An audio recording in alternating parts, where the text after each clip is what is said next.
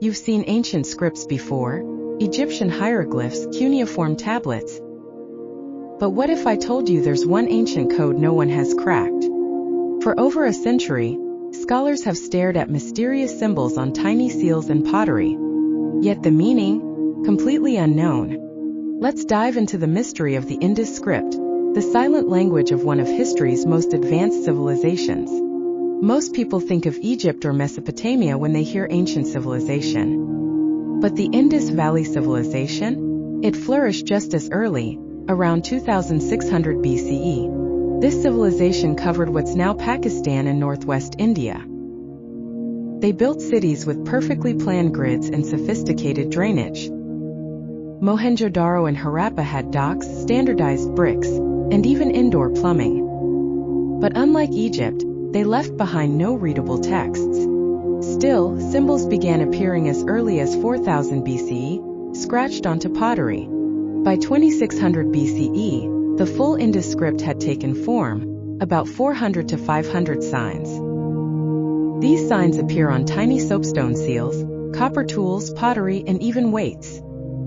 Most people think ancient scripts tell long stories. But the Indus script appears in short bursts, 5 to 8 characters max. The longest inscription? Just 26 signs. It's like trying to decode a language based only on tweets. And the direction? Usually right to left, but sometimes it's circular, or switches directions.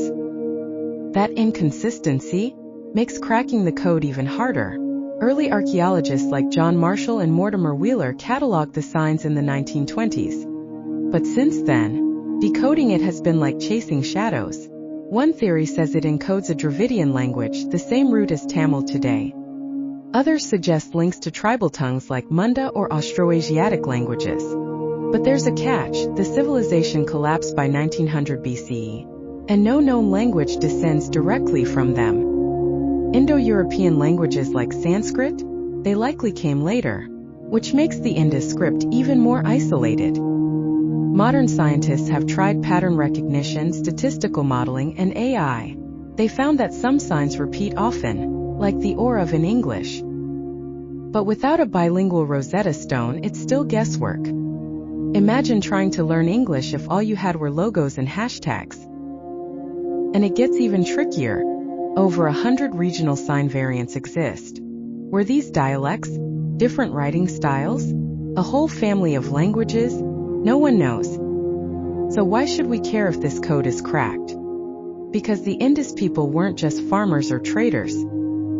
They had metallurgy, weights, planned cities, and clearly complex thinking.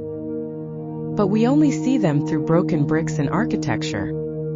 Their beliefs, stories, laws, total silence. They traded with Mesopotamia. Indus goods were found in Sumerian cities. If we could read the seals, we might uncover trade deals, correspondence, even political treaties. And what caused their downfall? Was it drought? River shifts? Social collapse? Maybe the answer's already written, we just can't read it yet. Now the good news: tech is catching up. High-res imaging and multispectral scans reveal details the naked eye can't see.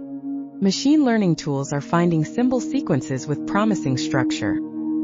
And archaeologists occasionally find longer texts on pottery or architecture fragments. One day, that could be our Rosetta Stone.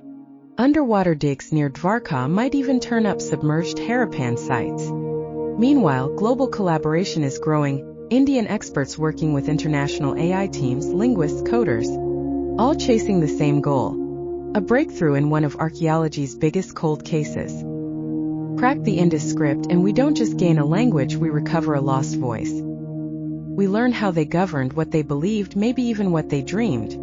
So what do you think the first decoded message might say? A royal command? A love note? A contract for 500 goats? Drop your guess in the comments. I'd love to hear your theory. And if ancient mysteries get you curious, hit like and subscribe. Because sometimes the past doesn't whisper. It waits in symbols for someone to finally listen.